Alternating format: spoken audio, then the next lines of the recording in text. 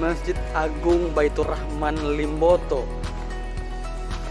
Baitur Rahman Limboto yang akan mewawancarai pengurus-pengurus yang ada di Masjid Baitur Rahim Limboto itu mempertanyakan soal apa, kawan? Soal peran Buatulo Taulongo. Buatulo Taulongo. Jadi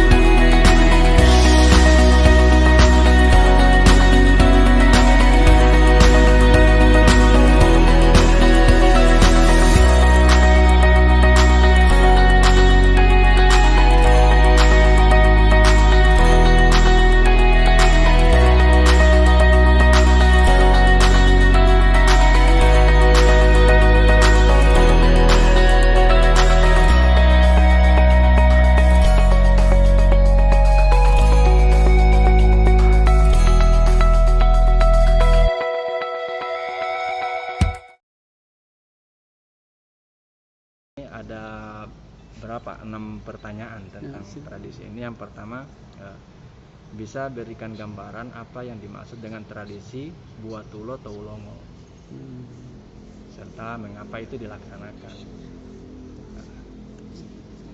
Jadi pertama, pengertian Buatulo Taulongo itu bahasa lainnya Ya. itu tiga tali yang melambangkan ada adat, kelompok adat, kemudian kelompok pemerintah, kemudian dan tokoh masyarakat. Nah, jadi 3 unsur ini menjadi penting di dalam memutuskan perkara-perkara yang berhubungan dengan kerakyatan, keagamaan. Kemudian itu yang menjadi dasar dari masyarakat untuk mendapatkan putusan itu dari tiga unsur itu. Jadi sampai itu dinamakan Buatulo Taulongo. Kedua, Pak, ini pertanyaan kedua, posisi duduk Buatulo Taulongo itu maknanya seperti apa, Pak? Nah, itulah posisinya itu mereka dalam memutuskan perkara itu berarti dalam bentuk musyawarah. Jadi mereka duduk ya, dari 3 unsur itu. Ya, paling minimal 3 itu. Iya. Memang ada tambahan lain tapi paling minimal. Tapi yang paling minimal. Biasa pembahasannya itu apa? Nah, dibahas misalnya memutuskan perkara sidang kayak penetapan Ramadan, 1 Ramadan, 1 Syawal atau mulainya 1 Ramadan. Karena itu sangat penting ditunggu masyarakat. Jadi masyarakat menunggu putusan itu. Nah, sekarang di mana itu musyawarah itu?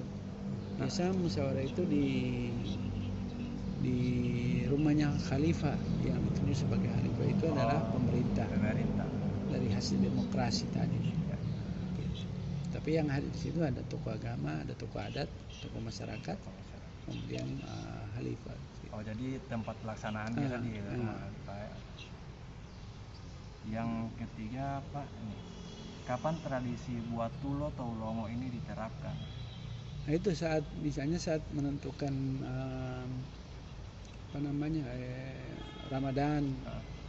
Terus mereka rapat juga pada saat misalnya gerhana, ada sholat, kemudian ada pejabat tinggi negara yang meninggal, mereka rapat untuk memutuskan misalnya sholat gaib gitu.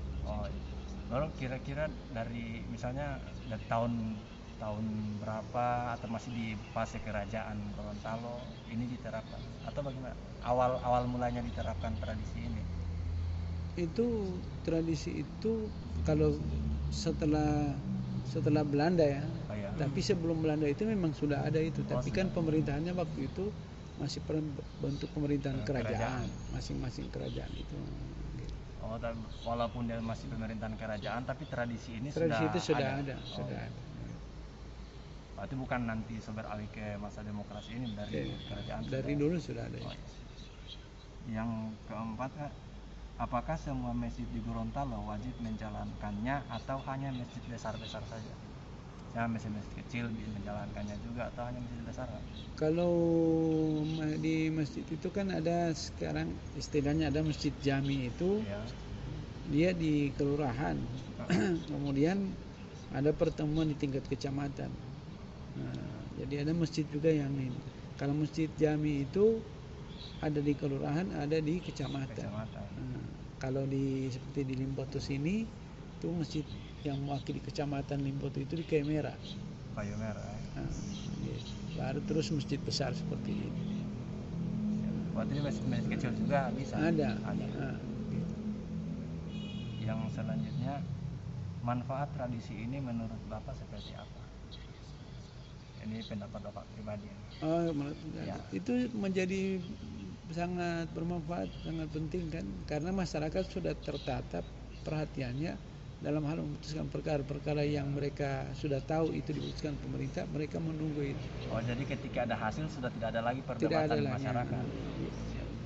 Memang karena saat ini kan putusan-putusan itu memang dari pemerintah pusat, Ya. tapi untuk diterjemahkan ke Ketika masuk di Gorontalo, masyarakat itu memang mereka menunggu putusan dari para pemimpin situ Oh, yang dihadiri oleh tiga unsur itu. jadi ada adat, agama, dan Pemerintah. yang terakhir, Pak, harapan Bapak terkait dengan mulai memudarnya tradisi ini di masjid yang ada di Gorontalo, apa yang harus dilakukan baik adat, ulama, dan pemerintah? Jadi sebetulnya itulah pentingnya membangun tradisi baik ini musyawarah ini yang Ya. minimal dihadiri oleh tiga itu harus penting dibangkitkan lagi terus.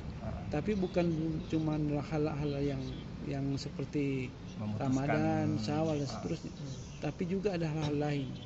Sebetulnya itu harus dibangkitkan. Misalnya tiba-tiba kita ada kena musibah besar ya, misalnya banjir. Nah, tokoh ini harus diundang, ditambah tokoh masyarakat, sehingga ketika mereka hadir, kemudahan untuk menyelesaikan problem itu lebih mudah ketimbang dia menunggu dari pemerintah gitu.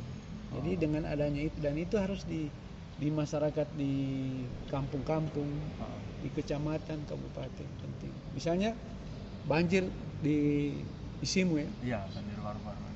Nah, tokoh itu di sana itu harus berkumpul. Bagaimana mengatasi masalah ini sehingga mereka bisa menyelesaikan lewat musyawarah itu. Karena itu penting bermusyawarah itu, karena itu sesuai Pancasila dan sesuai hukum Islam. Gitu. Kalau itu tidak laksanakan, kesulitan kita membantu orang, karena sesuatu yang tidak diatur itu tidak bisa diukur. Tidak diatur, tidak diputuskan Ya, itu. Yang teratur itu yang bisa diukur, yang tidak teratur tidak bisa diukur. Ya. Jadi juga ini Pak, mohon maaf juga ada juga yang bertanya kalau ini tradisi buat tulo ini artinya apa? Artinya Itu tradisi musyawarah. Musyawarah. Untuk mencapai mufakat, di mana orang-orang bermusyawarah itu berasal dari tokoh-tokoh penting, misalnya dari tokoh agama, tokoh masyarakat, tokoh adat, dan pemerintah. Kenapa arti perkata begitu?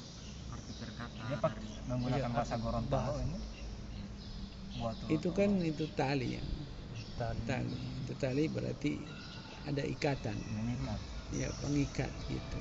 Jadi mereka itu dalam satu tali.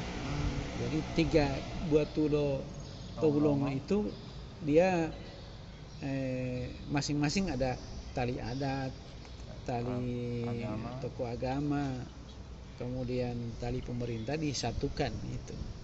Buah tulo Towulongo. Jadi disatukan situ untuk menghasilkan satu putusan.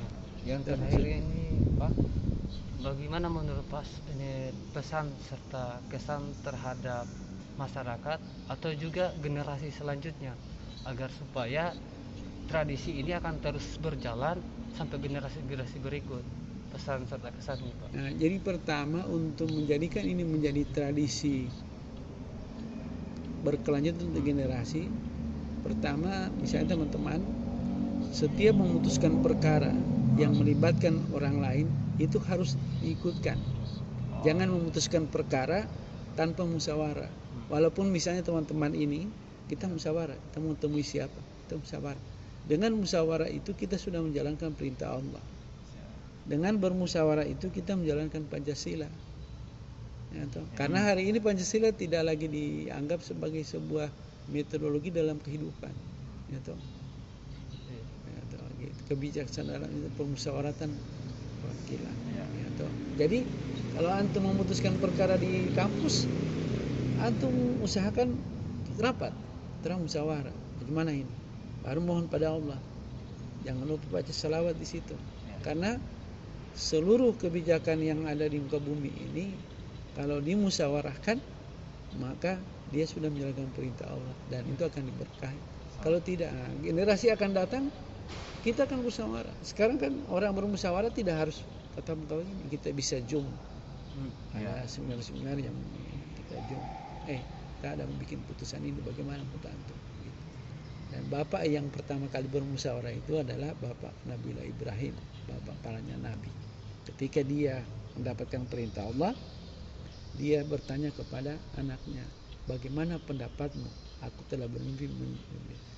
Apa jawabannya? Insya Allah kalau ini perintah Allah laksanakan Nabi.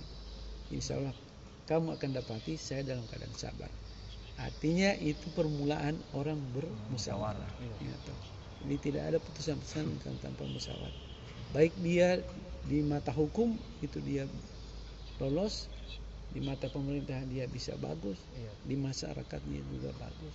Sehingga tradisi ini tradisi para leluhur. Nah, gitu. Ratu Balqis saja itu sebelum dia memutuskan perkara apakah dia tunduk pada Sulaiman atau tidak, dia rapat. Musyawarah. Jadi antum generasi ini antum melatih. Itu dalam rumah, Pak, kalau boleh musyawarah dulu, Pak. Kita memutuskan ini. Oh iya, putuskan. Ini gitu. Kalau antum tidak membawa tradisi musyawarah itu, antum pertama tidak menghargai para leluhur. Misalnya buat Tulung itu kan sudah di tataran kesultanan. Ya, toh? Seorang raja memutuskan perkara, dia melibatkan sekian orang. Mau di kampus di mana? Coba antum lihat kalau perkara yang tidak dimusyawarahkan, antum pasti akan tidak pernah dibicarakan. Bisa konflik. Ya. Dan itu menurunkan konflik yang ada di dalam internal maupun eksternal. Terakhir Pak, mohon maaf ini jadi mau tanya dengan Bapak siapa? Saya Ruli, pengurus masjid sini. Lagi terima kasih ya Pak atas informasinya. Iya. Siapa? Iya, kami. Allah.